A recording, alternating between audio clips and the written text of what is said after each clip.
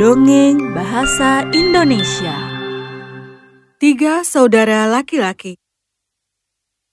Suatu hari, di desa Dasmana, hidup seorang pria bernama Arko dan istrinya, Tina.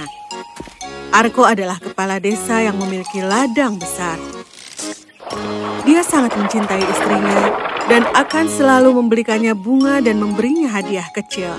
Dia merawat istrinya yang sedang hamil dan juga ladang yang mereka miliki.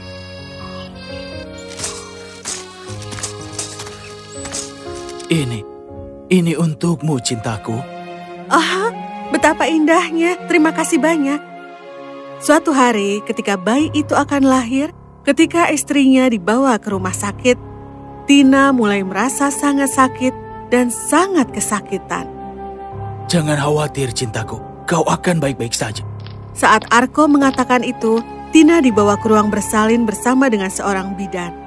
Arko menunggu di luar dengan khawatir ketika dia mendengar kekacauan yang terjadi di dalam. Beberapa jam kemudian, kekacauan itu telah berhenti, dan dari luar terdengar samar-samar suara bayi yang menangis. Bidan keluar dari ruangan memegang bayi di tangannya. Bayi itu terbungkus oleh selimut, tapi dia tampak sedih dengan air mata menggenang di matanya. Ini anak laki-laki, dia anak yang sehat, tapi maaf, istrimu tidak bisa diselamatkan. Hah? Tidak. Arko merasa sangat sedih dan tidak dapat dihibur dengan berita tentang istrinya. Dia menyerahkan peran dan tanggung jawabnya sebagai kepala desa, dan selama beberapa hari berikutnya, saudari perempuannya akan selalu berada di rumahnya untuk merawat bayi laki-lakinya yang diberi nama Simon. Arko, kau layak untuk bahagia lagi, dan putramu membutuhkan seseorang untuk merawatnya. Kenapa kau tidak menikah lagi? Kenapa? Kemana kau akan pergi? Aku tidak ingin menikahi siapapun. Aku tidak pergi kemana-mana, tetapi anak ini membutuhkan seseorang untuk merawatnya dan juga mencintainya seperti seorang ibu. Setelah banyak bujukan, Arko akhirnya setuju, dan beberapa minggu kemudian, dia menikah dengan seorang wanita cantik dari desa sebelah yang bernama Donna. Donna adalah wanita yang manis dan baik, yang merawat Simon dengan baik dan juga mencintainya seperti anaknya sendiri. Ini membantu Arko merasa lebih baik dan segera menjadi pria periang seperti dulu lagi. Tahun-tahun berlalu dan keluarga Arko menjadi lebih besar. Mereka sekarang memiliki 2 putra, Ryan dan Rodney. Donna mencintai mereka semua sama dan tidak membedakan di antara mereka sama sekali, memperlakukan Simon sebagai anaknya sendiri. Ini sayang, ini untuk kalian semua. Oh, luar biasa. Ini adalah superhero favoritku. Iya, dia luar biasa. Milikku juga. Terima kasih, Bu. Bahkan setelah memiliki 2 putranya sendiri, cintanya pada Simon tidak pernah berkurang dan selalu sama. Dia tidak pernah membiarkan Ryan dan Rodney tahu bahwa Simon adalah saudara tirinya. Arko akan membawa anak-anaknya ke ladang setiap tahun, dan mereka akan membangun orang-orangan sawah bersama. Simon, ambil jerami itu. Iya, Ayah. Ryan, Rodney, bawa tongkat dan pakaian. Iya, Ayah. Iya, Ayah. Mereka senang membuat orang-orangan sawah bersama dan akan selalu membuatnya setiap tahun. Suatu hari, setelah banyak sekali orang-orangan sawah yang dibuat, ketika ketiga anak itu tumbuh dewasa, Arko menjadi tua dan meninggal dunia. Simon sekarang mengambil alih semua tanggung jawab di rumah itu. Dia menjaga ladang dan merawat keluarganya dengan baik, dan mereka makmur dan hidup dengan bahagia.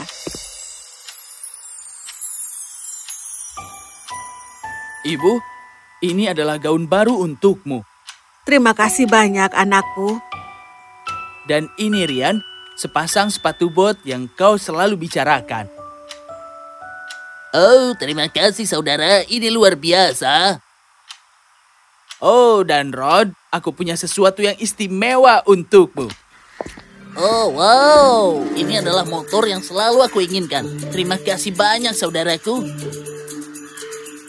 Ini membuat tetangga mereka sangat iri dan mereka memutuskan untuk membuat rencana. Lihatlah dia dengan seluruh ladangnya. Ya, aku punya cara agar kita bisa mengambil sebagian lahannya. Oh ya, apa itu? Kedua adik lelaki itu tidak tahu bahwa Simon adalah saudara tirinya. Kita bisa memberitahu mereka dan membuat mereka melawan. Begitu mereka mengeluarkannya, kita bisa mengambil alih tanah mereka. Maka kita akan menjadi kaya. Aku suka itu. Keesokan harinya, ketika Ryan dan Rodney hendak pergi ke pasar, kedua tetangga itu mendatangi mereka. Aku melihat bahwa saudara tirimu telah memberimu hadiah yang bagus. Apa? Apa maksudmu? Oh, kau tidak tahu? Dia adalah anak pertama ayahmu sebelum menikah dengan ibumu. Anak-anak itu terkejut dengan apa yang dikatakan oleh tetangga mereka. Tetangga itu juga mengatakan kepada mereka bahwa dengan Simon menangani semua tanggung jawab, Simon tidak akan pernah membiarkan mereka mewarisi bagian tanah mereka. Apakah kau tahu kenapa dia memberimu sepeda motor ini? Ya, apakah kau tahu? Kau tahu? Tidak. Ini adalah cara dia membiarkan kalian sibuk dengan hal-hal kecil sehingga ia dapat menyimpan semua lahan ini untuk dirinya sendiri. Ya, dia sebenarnya bukan saudaramu. Dia hanyalah pria seraga yang egois. Tidak menyadari motif tetangga mereka, kedua bersaudara itu dibujuk terhadap Simon. Mereka menjadi lebih marah dari sebelumnya dan bertekad untuk memastikan mereka menyingkirkannya. Ayo, kita harus menyingkirkannya. Ayo kita beritahu ibu. Kedua anak laki-laki itu segera pulang dan menceritakan segalanya kepada ibu mereka. Ibunya terkejut mendengar apa yang mereka katakan. Jangan konyol, saudaramu itu tidak egois. Aku tidak ingin mendengar apapun. Entah ibu yang menyingkirkannya atau kami yang melakukannya. Kalian berdua tidak perlu menyingkirkan. Aku yang akan melakukan sesuatu. Donna sangat sedih dengan ini dan mengerti persis mengapa para tetangga memberitahu anak-anak itu dan apa niat mereka. Aku harus menemukan cara untuk mengatur ini dengan benar. Dia khawatir dan terjaga sepanjang malam, berusaha mencari cara untuk memberi pelajaran kepada putra-putranya dan juga tetangganya. Malam harinya, ketika ketiga anaknya tertidur lelap, dia berteriak. Ular! Ular! Di mana? Di mana itu? Oh anakku, aku melihatnya menghilang ke perutmu. Oh tidak. Sejak saat itu, Simon kehilangan nafsu makan dan menjadi lemah.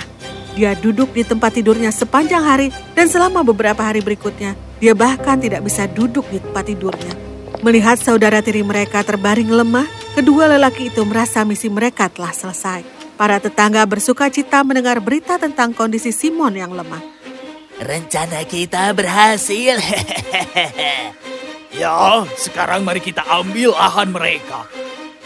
Para tetangga dengan cepat memperluas batas-batas mereka dan mengambil alih sebagian besar tanah Simon. Anak-anak lelaki itu mencoba apapun yang mereka bisa untuk merebut kembali tanah mereka, tapi tidak ada guna. Hei, ini adalah lahan kami. Melihat bagaimana mereka ditipu oleh tetangga yang licik, mereka merasa sangat malu. Mereka pergi ke ibu mereka untuk meminta maaf dan memintanya untuk membantu mereka. Ibu, kami sangat menyesal. Kami menyadari kesalahan kami sekarang. Seharusnya kami tidak terlalu mementingkan kata-kata tetangga. Simon selalu menjadi saudara yang hebat dan selalu merawat kami dengan baik. Dan jika itu bukan untuk kita, dia akan baik-baik saja sekarang dan semua ini tidak akan terjadi. Tidak apa-apa anakku. Mari kita berharap semoga Simon cepat sembuh. Malam itu, ketika anak-anaknya tertidur nyenyak, dia berteriak. Ular! Ular!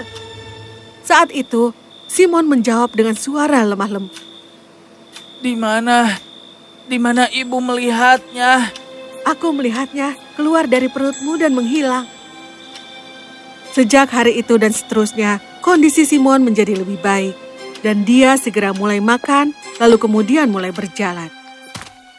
Suatu hari ketika dia pergi ke ladang, dia melihat bahwa tanah Simon diambil alih oleh para tetangga. Aku tahu persis bagaimana cara memperbaikinya. Simon lalu pergi ke kepala desa dan menjelaskan kepada kepala desa bagaimana dia jatuh sakit parah dan bahwa para tetangganya telah mengambil alih tanahnya. Melihat bahwa Simon sedang keluar dari rumahnya, para tetangga menjadi takut dan gemetar memikirkan apa yang akan Simon lakukan pada mereka. Oh tidak, Simon kembali. Apa yang harus kita lakukan sekarang? Saat itu, kepala desa tiba dengan beberapa penjaga desa.